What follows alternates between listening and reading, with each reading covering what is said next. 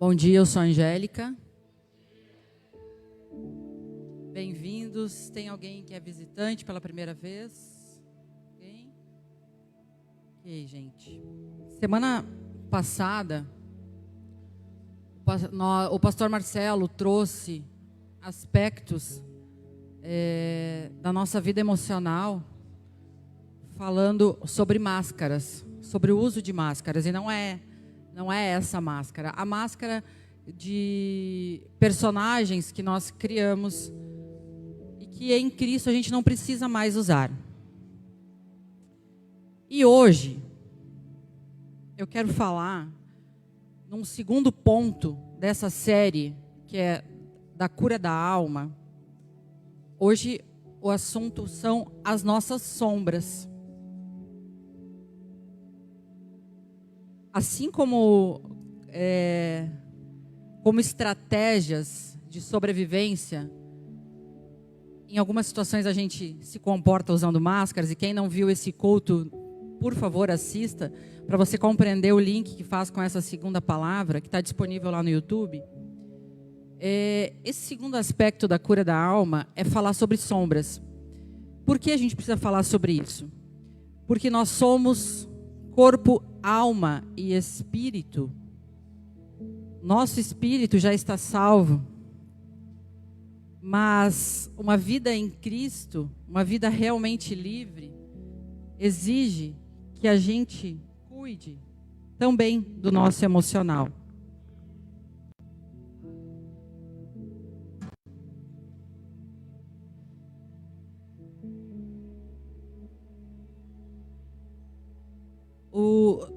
O nosso Deus, Ele é um Deus completo. Ele é um Deus maravilhoso. Ele é um Deus que nos deixa livres para olharmos com sinceridade para nós mesmos. Às vezes pode ser doloroso, difícil, mas é o processo da restauração completa. É de glória em glória que Cristo nos chamou. E nessa segunda série, então, nós iniciamos com Atos, capítulo 9, versículo de 1 a 9, que fala o seguinte. Aqui você vai observar a história de Paulo. Paulo, acredito que todos saibam, antes de um encontro com Jesus, ele era um perseguidor dos cristãos. Um homem extremamente arrogante, irado, iracundo, agressivo, assassino, perseguidor. Era alguém de uma alma muito obscura, alguém com uma alma cheia de sombras. Vamos dar uma olhada aqui então em Atos 9, 1 a 9. Diz o seguinte: enquanto isso, Saulo ainda respirava ameaças de morte contra os discípulos do Senhor. Dirigindo-se ao sumo sacerdote, pediu-lhes cartas para as sinagogas de Damasco, de maneira que, caso encontrasse ali homens e mulher que pertencesse ao caminho que era Jesus, pudesse levá-los presos para Jerusalém. Em sua viagem, quando se aproximava de Damasco, de repente, brilhou ao seu redor uma luz vinda do céu. Ele caiu por terra e ouviu uma voz que lhe dizia: Saulo, Saulo, por que você me persegue? Saulo perguntou: quem és tu, Senhor? Ele respondeu: eu sou Jesus a quem você persegue. Levante-se e entre na cidade, alguém lhe dirá o que você deve fazer. Os homens que viajavam com Saulo pararam emudecidos, ouviam a voz, mas não viam ninguém. Saulo levantou-se do chão e, abrindo os olhos, não conseguia ver nada. E eles o levaram pela mão até Damasco. Por 3 dias ele esteve cego, não comeu e nem bebeu. Eu quero falar para você a respeito dessa palavra. Essa luz de Jesus foi tão forte que cegou os olhos de Paulo. O que acontece com alguém que não consegue enxergar o externo? Obrigatoriamente, ela olha para si mesma. Esse foi o primeiro convite de Jesus a Paulo. Para que ele pudesse fazer a obra na vida de Paulo, ele teve que tirar Paulo dos olhos do mundo e dizer: Paulo, essa luz vai te cegar por um tempo. Durante 3 dias, Paulo, você vai ficar preso, podendo olhar só para si mesmo. Paulo, a primeira coisa que Jesus fez antes de poder realizar a obra na vida de Paulo foi confrontar ele consigo mesmo. E a transformação de Paulo é imediata. A luz de Jesus, somente com a luz de Cristo, Paulo pôde olhar para dentro. Então, o arrogante Paulo imediatamente se transforma quando ele fecha os seus olhos, descansa naquela voz do Senhor, porque quando a gente olha para nós mesmos, o sentido que fica mais aguçado é o sentido da audição. Muitas vezes a gente está preso em visões externas e não olhamos para nós mesmos, então não ouvimos o que o Senhor fala.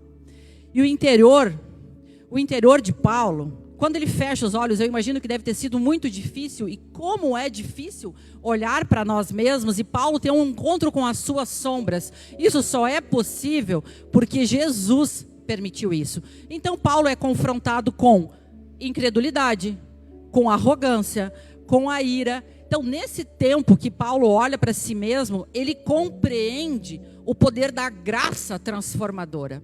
Ele compreende algo tão difícil a respeito dele mesmo. Vocês imaginem ele se dar conta de que ele era um perseguidor de cristãos, que ele matava pessoas. Imagina a dor de Paulo diante da morte de Estevão. Eu quero dizer para você que não é fácil olharmos com sinceridade para dentro de nós. Isso só é possível em Cristo. Cristo precisava iniciar esse processo na vida de Paulo, esse tempo de trazer luz. Olha só a mensagem de Cristo, e ela é presente nos dias atuais ainda. Deus quer trazer luz para as sombras, e Deus, através de Jesus Cristo, através do Espírito Santo, possibilitou que Paulo se enxergasse completamente, porque Deus não tinha feito Paulo para ser o que ele vinha sendo. Paulo, eu tenho outros planos para ti, mas eu vou ter que te parar. Vão ter dias difíceis, e talvez é nos dias difíceis que Deus pede para você se examinar. Paulo, para fazer a obra completa que eu tenho em ti, eu preciso te parar. E muitas vezes situações externas vem acontecendo na nossa vida, Deus colocando um freio em nós, dizendo: nós não podemos ir adiante, Paulo, se você não parar um pouco e olhar para si mesmo. Eu tenho uma grande obra para você, eu quero fazer algo na sua vida, você vai levar a minha palavra a nações, você vai ser o meu primeiro missionário, mas antes, Paulo, eu preciso te parar. Então observe na sua vida se tem fatores externos que você não está compreendendo, que é a ação de Jesus dizendo: olha primeiro para si mesmo. Em todos os momentos, Deus é bom. Olha só, a gente poderia pensar que Jesus estava sendo mal com Paulo. Paulo disse assim: Deus, mas o Senhor me cegou. Em todas as situações, Deus é bom. Deus está falando com você em todas as situações, para que você pare de olhar para o externo, achar que você está lutando contra situações externas, quando na verdade as respostas então estão diante de você. Quando Paulo passa por esse processo, a primeira compreensão, uma das primeiras palavras que o Espírito revelou a Paulo está em Atos 26, 18. Então quero que você observe que em Atos 16, 18 o seguinte: olha só a promessa de Jesus revelada a Paulo. Agora levante-se, fique de pé. Eu lhe apareci para constituí-lo servo e testemunha do que você viu a meu respeito e do que eu lhe mostrarei.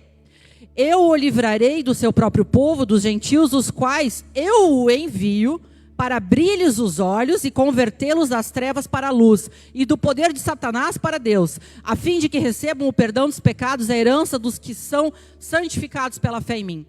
Olha só, Paulo, o que Jesus está dizendo? Paulo, eu preciso te curar, porque através da sua vida você vai libertar um monte de pessoas. Então a cura do Senhor na sua vida, na minha vida, ela não é um fim em nós mesmos. Eu tenho certeza que Deus está usando e vai usar a sua vida para alcançar alguém. Aquela pessoa que você quer que aceite Jesus, aquela pessoa que está perdida, aquela pessoa da sua família que está em depressão, está em problema de drogas, enfim. Deus quer usar a sua vida, mas primeiro Ele precisa trabalhar em você. Muitas vezes nós queremos trazer pessoas para Cristo, sem antes termos o nosso coração transformado diante do Senhor. Então, olha só, eu quero, Paulo, te usar para abrir os olhos dos gentios. Eu quero convertê-los das trevas para a luz. Mas primeiro as pessoas precisavam ver o quê? Precisavam ver o fruto na vida de Paulo. Será que as pessoas têm visto fruto na sua vida? Ou você só fala do Evangelho, mas você ainda não foi transformado pelo Evangelho? Então, o objetivo da nossa transformação é sempre alcançar almas, alcançar vidas. O objetivo da nossa transformação não é um fim em nós mesmos. E então, o primeiro passo, Jesus pegou pesado com Paulo. 3 dias olhando para si mesmo. E esse é o convite de Jesus à integridade e à transparência, o enfrentamento das sombras de Paulo, para que ele fosse então uma nova criatura. E o que são sombras? Todas as mentiras que nós cremos a nosso próprio respeito, tudo que nos gera confusão emocional, todo comportamento disfuncional que não reflete a imagem de Cristo. Tudo que nos impede de sermos parecidos com Cristo é sombra. Quero trazer alguns exemplos para vocês para que fique claro. Comportamentos pecaminosos que nós estamos acostumados no dia a dia e lidamos muito bem com eles, faz parte da nossa vida, que a gente nem se dá conta, é sombra. Raiva, ira, gritaria, autossuficiência, manipulação, crítica, ironia, controle, amargura, raiva, contenda, fofoca. Isso é sombra. Uma vida com Cristo não permite que a gente tenha essas sombras. Comportamentos sutis, emocionais, como dependência emocional, vitimismo, necessidade de afirmação, construir uma falsa imagem de que somos fortes o tempo todo, isso é uma sombra. Nós não podemos e não fomos convidados pelo Senhor para seguir adiante carregando essas sombras. Algumas situações, olha só, não tem nada de errado em você ser a pessoa mais alegre do grupo. É errado se você utiliza dessas estratégias de ser a pessoa sempre muito feliz para ser aceito pelos outros. Olha só que a sombra vem quando um comportamento está manipulando uma outra situação. A necessidade de afirmação. Fazer as coisas com capricho, com o ímpeto de fazer bem feito, é muito bom. Sabe quando a sombra aparece? Quando você se torna perfeccionista que não admite erro. Quando você é duro consigo mesmo, não admite falha nem de si nem dos outros. Quando você não admite, quando você tem uma vergonha interior tão grande e você tem um senso crítico de si mesmo tão elevado ao ponto de ficar disfuncional. Isso é uma sombra, não há equilíbrio nisso. Outro ponto que eu quero falar de sombra dentro da própria igreja de Jesus Cristo, sermos zelosos com a palavra de Deus, sermos zelosos com a doutrina bíblica é muito bom. Porém, a sombra vem quando você não permite o debate, quando você exclui pessoas que pensam diferente de você. Quando você se transforma num soberbo espiritual por todo o seu conhecimento bíblico e bota o seu conhecimento bíblico da palavra de Deus acima de pessoas. Isso é uma sombra. Outra situação. Gostar de servir aos outros, gostar de servir a igreja é muito bom.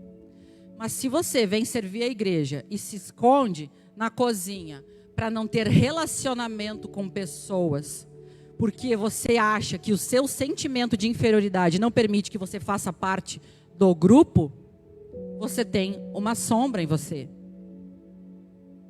estar disposto a servir o tempo todo, não sabe dizer não para ninguém, diz sim para todo mundo, nem que isso custe a sua saúde, o seu emocional e o seu dinheiro, porque você tem medo de ser julgado, você tem medo do que os outros vão pensar se você não disser sim o tempo todo, você está carregando uma sombra.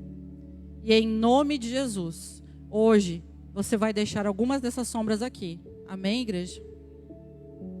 Toda distorção emocional é sombra. Toda falta de honestidade consigo mesmo é sombra. Eu quero falar para você que nós não podemos andar em dois extremos. Pode colocar Romanos 7:18.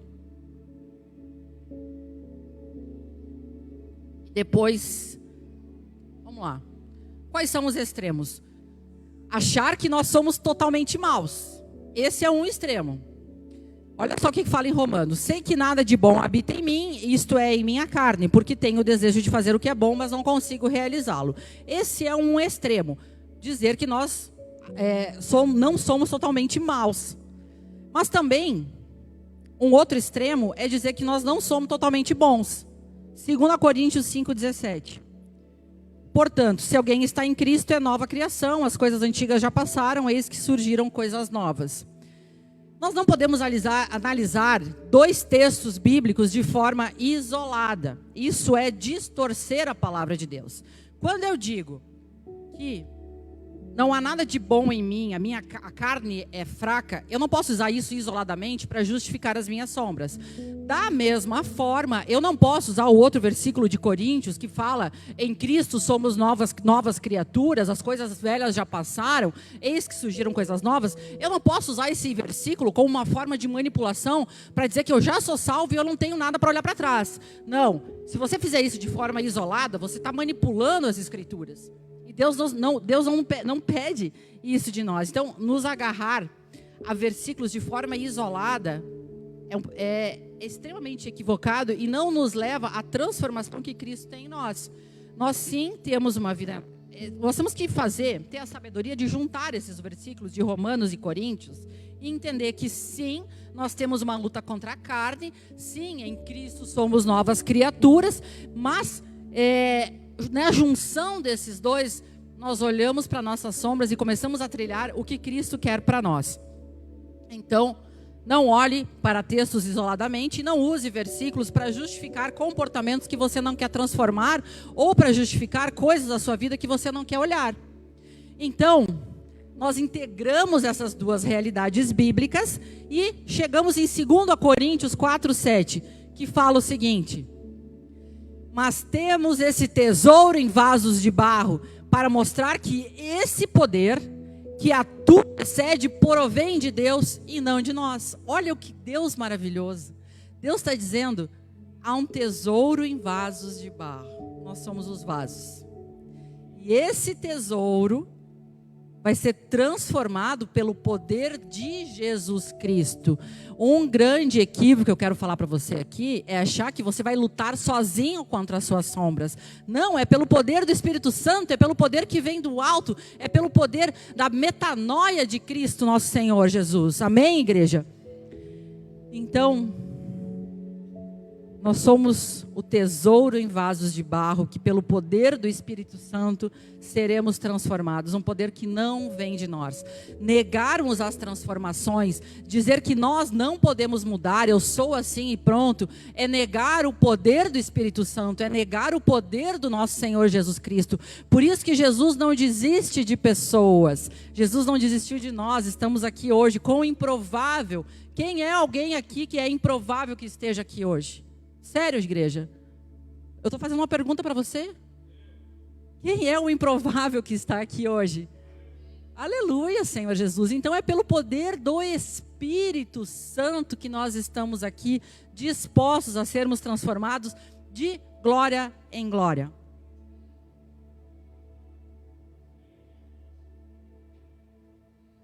O que acontece se nós ignorarmos as nossas sombras? Se a gente ignora a nossa sombra, nós limitamos toda a obra de Cristo em nós. Nós limitamos a restauração que Cristo quer fazer em nós. Limitamos a nossa capacidade de servir. limitamos a nossa capacidade de amar, limitamos a capacidade de ser o pai que Deus nos chamou para ser, de ser a mãe que Deus nos chamou para ser, de sermos a esposa que Deus nos chamou para ser, o filho, o funcionário, o amigo. Se nós não enfrentarmos as sombras, nós impedimos a glória do Senhor de ser refletida na nossa vida. E as dádivas, gente, de enfrentar as sombras. Quando a gente enfrenta as nossas sombras, nós quebramos o poder oculto espiritual que há nela. Quem se alegra? A quem nós estamos servindo quando nós convivemos com ira, com amargura, com rejeição, com sentimento de inferioridade, com controle, com manipulação, com mentira, com infidelidade? A quem nós servimos se nós tivermos um comportamento assim? A Satanás, ao inimigo. A primeira coisa que a gente faz quando a gente coloca a luz, o que Jesus fez quando encontra Paulo? Aqui tem luz. Onde Satanás operava, não opera mais. Quando a gente traz para a luz esse enfrentamento, a primeira coisa que você faz no mundo espiritual é parar de dar legalidade para Satanás agir e operar na sua vida. Amém, igreja? Nós precisamos romper com esse poder de Satanás, com esse poder oculto que vai agindo na sordidez, no escuro. Quem é? Ele é o pai da mentira, ele vem para matar, roubar e destruir. A partir do momento que nós tocamos luz, que nós dizemos, sim, Jesus, eu admito que eu tenho uma luta contra a ira. A partir desse momento, Satanás não opera mais aí. Eu estou dando permissão para Jesus me tratar. Enquanto eu engano, enquanto eu acho que eu estou enganando, porque Jesus conhece os nossos corações, é só Satanás que está tendo glória nisso. Então o convite de Jesus é dizer, não tem problema, meu filho, eu conheço mais que ninguém o seu coração, eu só preciso que você se permita trazer para a luz tudo isso. Traga para a luz. E uma outra dádiva de enfrentar as sombras, é saber contra o que estamos lutando. Lutar as lutas certas. Muitas vezes nós estamos lutando contra a depressão, contra vícios, contra coisas que não são a nossa luta em si, mas talvez são outros nomes que nós precisamos dar de coisas que estão escondidas. Então, é parar de dar soco na parede, de dar soco no ar e saber contra o que exatamente eu luto. Olha, Jesus me revelou que eu tenho uma luta com um sentimento de inferioridade. Então, quando eu estou lá na cozinha, escondida, para não querer participar aqui, porque eu tenho um sentimento de inferioridade, acho que todo mundo é melhor que eu, Jesus me traz essa luz e eu luto com isso e venho para cá e digo, Senhor, me ajuda, é pela tua força que opera em mim que eu vou conseguir começar a me aproximar de pessoas. Amém, igreja? É saber que eu luto com a ira e no momento de discussão com o meu marido, com a minha esposa, eu consigo dar algum passo para trás e dizer, Senhor, eu tenho uma grande luta com a ira. Me ajuda nesse momento. É conseguir saber exatamente contra o que lutamos. Senhor, eu tenho uma luta com o orgulho. É muito difícil para mim admitir que eu erro. Me ajuda, Senhor. Me ajuda. É conseguir dar nome às nossas sombras. E a grande maravilha, Deus maravilhoso, descobrirmos tesouros ocultos. Fala Isaías 45:3, fala o seguinte: darei a vocês os tesouros das trevas, riquezas armazenadas em locais secretos, para que você saiba que eu sou o Senhor, o Deus de Israel, que o convoca pelo nome. Oh Deus poderoso, Deus está querendo extrair tesouros, riquezas armazenadas em vocês, escondidas pelas trevas, em todos nós que sejamos luz. O quão improvável eu estar aqui falando isso diante de vocês. Que sejamos luz, que toda a riqueza se transforme em sabedoria para a glória do nosso Senhor Jesus Cristo. Que haja transparência na vida cristã. Que as pessoas saibam que realmente o Evangelho operou em você. Quais são os tesouros escondidos embaixo das suas sombras? Permita ser o tesouro. E qual é o tesouro? O tesouro é poder servir ao próximo com a sua história. É poder ser testemunha do que Cristo opera. É poder ter transformação na sua família, porque você se permitiu enfrentar as lutas certas. É poder ter restauração. É poder ver que as pessoas digam, há algo diferente em você. Há algo de restauração em relacionamento de pais e filhos, em restauração de casamentos. Esses são os tesouros na mão do Senhor. Como, gente? Mas como? Como enfrentar essas sombras? Depois que eu dou o nome a elas, o que eu faço? Como eu faço isso? Primeiro passo, gente. Saindo da negação. Nos colocando humildemente diante do Senhor. Reconhecendo a nossa impotência de querer fazer as coisas do nosso jeito. Convidando o Espírito Santo a entrar nessas áreas de luta. É ter humildade diante do Senhor. É a misericórdia do Senhor. É compreender a graça e o amor de Jesus. Se nós não tivermos Jesus Cristo, é muito, muito, extremamente doloroso admitirmos algumas falhas de caráter. É muito difícil olhar para as nossas sombras. Mas a gente tem Jesus. É como se nós pudéssemos descansar no colo de Jesus e dizer, Jesus, eu não aguento mais. Eu não aguento mais carregar essa amargura no meu coração. Eu não aguento mais esse meu sentimento de inferioridade, essas lutas emocionais que eu tenho. Quando você começar a dar nome a isso, quando você começar a trazer luz, saindo da negação, o Espírito Santo começa a operar a transformação. Lembre de Paulo, é ter um contato consigo mesmo, deixar a luz do Senhor te cegar. Deixa a luz do Espírito Santo te cegar ao ponto de que você, por um tempo, consiga olhar para dentro, com sinceridade. Segundo ponto. Nós precisamos dar nome aos nossos sentimentos. É um equívoco da vida cristã achar que depois que nós somos convertidos, nós não podemos ter raiva, nós não podemos ter medo, nós não podemos ficarmos tristes. Quero dizer para você que Jesus fala conosco em todas as emoções. Se você está triste, não, mas eu não posso ficar triste, eu tenho Jesus. Não, meu querido, você está enganado. Se você está triste, aproveite essa tristeza para dar nome a essa tristeza e dizer, Senhor, o que essa tristeza, o que o Senhor está querendo falar comigo com essa tristeza? Será que é a minha falta de fé? Será que é a minha falta de dependência do Senhor? O cristão acha que não pode ter nenhuma dessas emoções se não é falta de fé. Mas Jesus é misericordioso. Por que você não pode admitir diante do Senhor a sua falta de fé? Por que você não pode admitir diante do Senhor que você tem luta com incredulidade?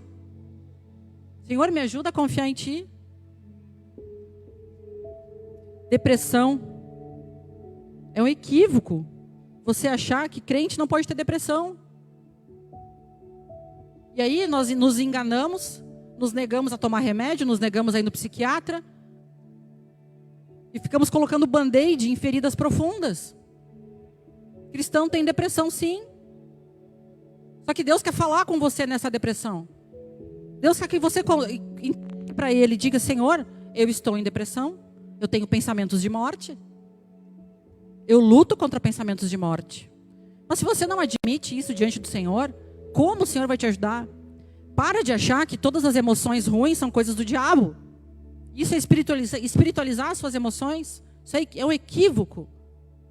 Deus quer falar com você na sua depressão. Deus está usando a depressão para dizer, tem coisas que nós precisamos tratar. Tem coisas que nós precisamos olhar. E você está negando a olhar, você está dizendo que isso é coisa do diabo. Está passando por processos de cura, de libertação, ok, são bons. Mas para algumas situações não. Para algumas situações Deus está dizendo, essa depressão é a pontinha do iceberg. Seja transparente, eu quero ajudar você, mas admita a sua depressão diante de mim. Senão, se você é um crente orgulhoso, que não admite que tem problemas emocionais, Deus não espera isso. Terceiro ponto. Explore o impacto do passado na sua vida.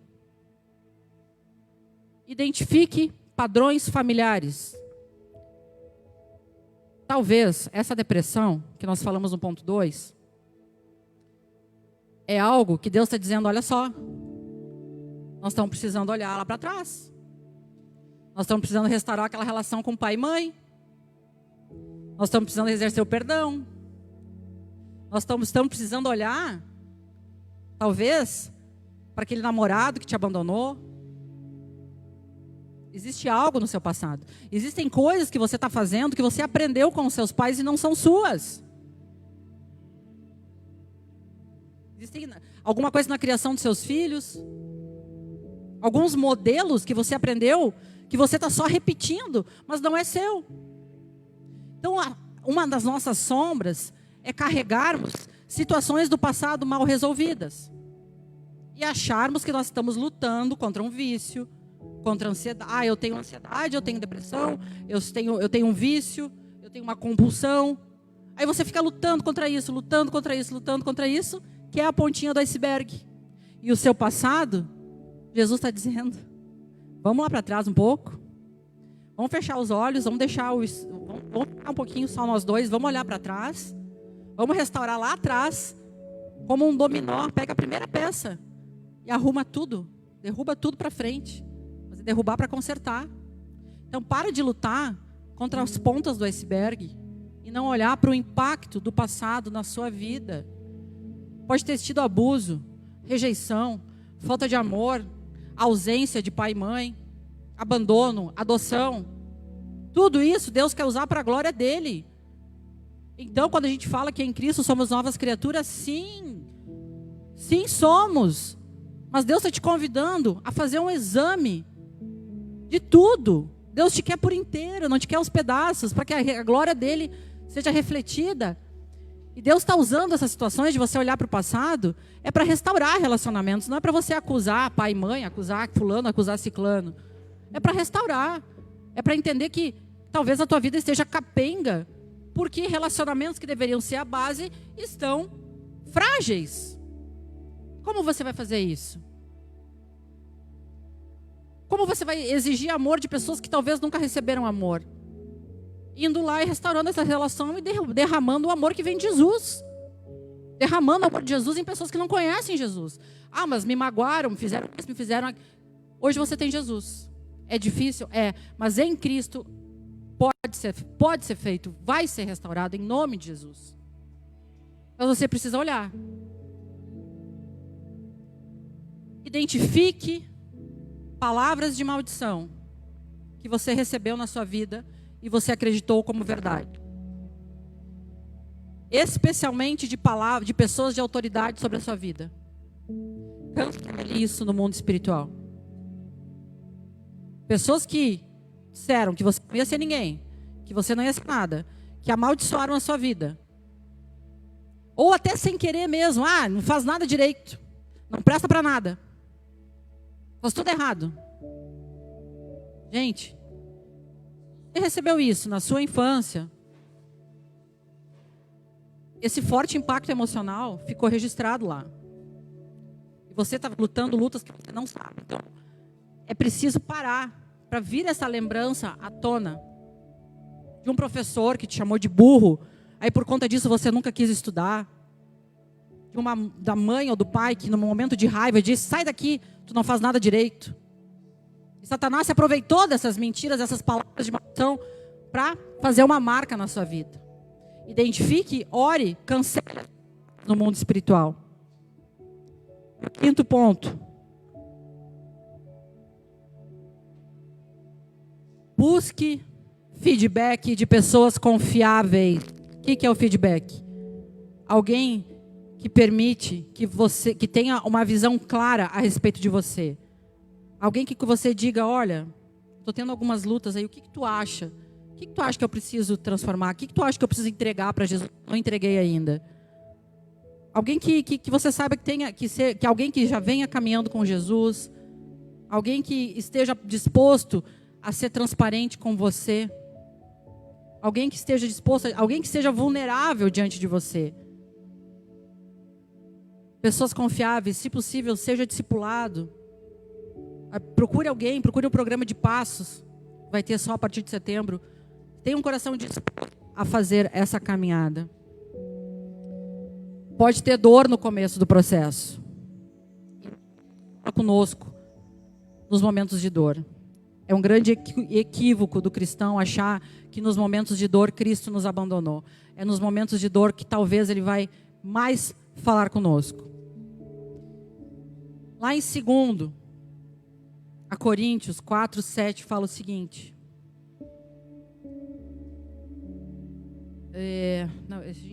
Já passou. Quero falar para você que Jesus, Ele lia as pessoas por trás do comportamento delas.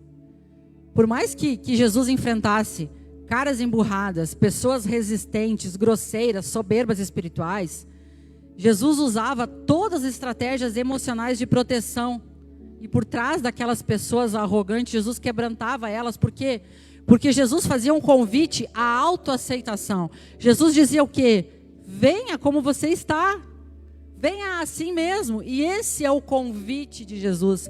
Jesus é o fundamento da nossa liberdade.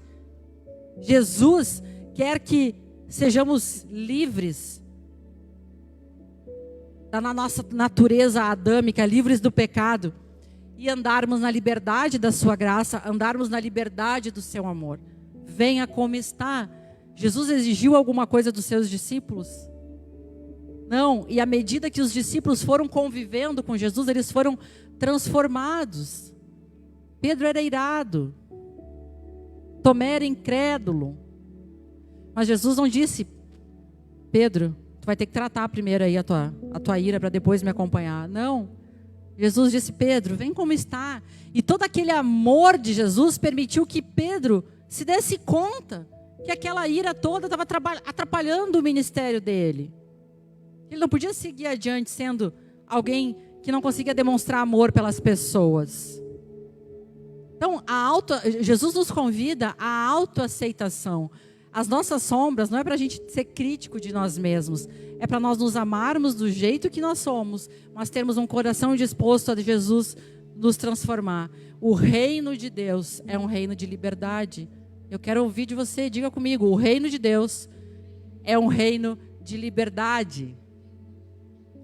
Jesus nos convida a entrar nesse reino e percorrer essa estrada da liberdade, ter um encontro com Ele, onde tenha tamanha luz que nós possamos olhar para nós mesmos e trazer as nossas sombras à tona, para termos uma vida transformada e impactar a vida dos outros ao nosso redor. Para finalizar, 2 Coríntios 3, 13 e 18 fala o seguinte: não somos como Moisés, que colocava um véu sobre a face para que os israelitas não contemplassem o resplandor que se desvanecia. Na verdade, as mentes deles se fecharam, pois até hoje o mesmo véu permanece quando é lida a antiga aliança. Não foi retirado, porque é somente em Cristo que ele é removido. De fato, até o dia de hoje, quando Moisés é lido, um véu cobre os corações. Mas quando alguém se converte ao Senhor, o véu é retirado. Ora, o Senhor é o Espírito, e onde há o Espírito do Senhor, ali há a liberdade. E todos nós, com a face descoberta, contemplamos a glória do Senhor. Segundo a sua imagem, estamos sendo transformados com glória cada vez maior, a qual vem do Senhor, que é o Espírito Santo. Gente, nós não precisamos mais de nada diante de Cristo, nenhum véu que cubra quem realmente nos somos. Então, sejamos contempladores dessa glória, que nos transforma à sua imagem, de glória em glória, e glória cada vez maior, que é o Espírito. Convido você a ficar em pé.